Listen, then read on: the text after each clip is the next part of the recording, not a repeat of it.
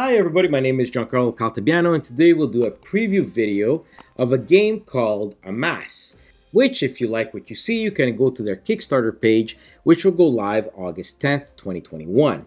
In Amass, you'll control mining crews on their rich resource-filled planet XS. Complete your mining contracts, collect the most valuable resources while avoiding aliens and competing mining crews raids. Have the highest value of resources at the end of the game and you'll win.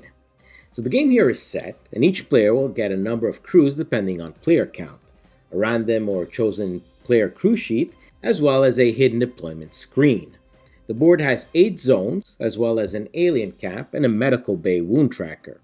Actions and resource cards are shuffled and will be placed in their spot, and off to the side of the board you'll have your AI cards, resource cubes, and battle dice. Each round consists of 7 phases, the first being distribute. The first player draws 2 resource cards and chooses one to play, returning the other. The first action to resolve on the card is to move the alien as denoted in the top left icon. The alien will move in a clockwise fashion and remove all resources from a zone they pass through. If they end their move on a zone containing a player crew base, they'll steal 1 resource cube of the highest value. When done, the player distributes the resource cubes on the mines as denoted by the card.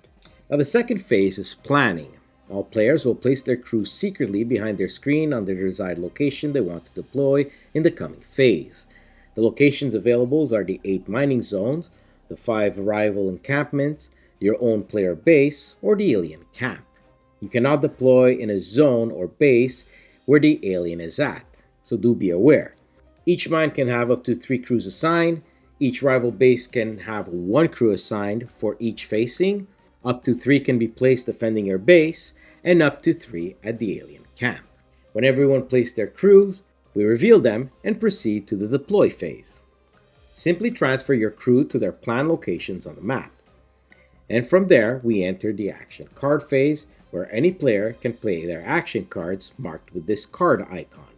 And then we enter the combat phase. So let's take a look. Each crew can carry 1 resource cube from a location. If there's enough for all the crew there, no combat ensues. If there are more crews than resources, well, we enter combat. The first player chooses either a combat or raid to resolve, and moving clockwise, each other player chooses another to resolve until all combats and raids are played out. Each player will roll a die per crew member that they have at that location, and the highest opposing dice pair off. The difference will tell you by how much the wounded crew is damaged by, and you'll place it on the wound track accordingly. Keep in mind here, you'll draw action cards as a catch-up mechanic. During combat, players can play any number of action cards as denoted by the combat icon. Now raids take place on other players' bases. First, the raiding crews will combat each other before facing the defending crew of the player's base. The defending players cannot initiate combat here.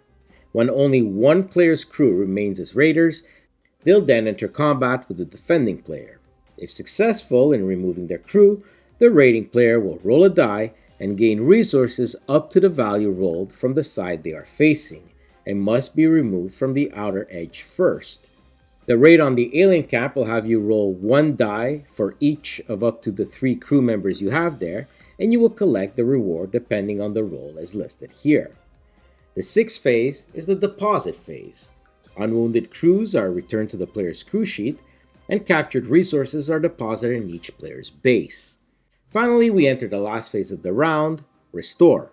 All wounded crews move up 1 place on the wound track. Any crew that reach the top of the track are returned to their player's crew sheet, and then a new round begins. Now the game ends when a player manages to fill their base with resources, or the planet's resources run out, and then we'll count points. Each player will receive a number of points per resources as denoted here, and obviously the player with the highest score wins. The game also includes a solo variant which includes AI crews using these cards, but the game certainly looks a lot more fun at a maximum of 6 player count capacity for a total planetary brawl. We can't give a full review of Amass as things might change a little going into their production copies, but for that, you'll have to check out and support their Kickstarter if you want to see this game become reality. So as always, if you like it, back it. Enjoyed our review? like the video, and subscribe. You can also find us on social media like Facebook and Instagram. Thanks for watching. Until next time.